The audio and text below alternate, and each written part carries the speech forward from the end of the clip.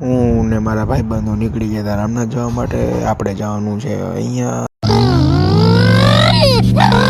પૂગી ગયા રામનાથ ને મેળા સીડી ચડવા. પછી તો મિત્રો મેળા હિમાલય પર્વત ચડવા. તો ફાઇનલી મિત્રો અમે તો પૂગી ગયા. ऐसा लगा मेरा मजाक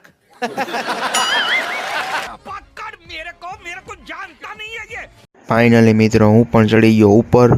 હવે લાગે હો ગાંડી ગીર. હા ચારીને કેવું છે કે કેવા ફોટા પાડતો છે. એ આ હતું ભાઈ. ઓહો એકમાં ઉડાડવાનું ન મજા આવી, બીજું ઉડાડવાનું ચાલુ કર્યું હું.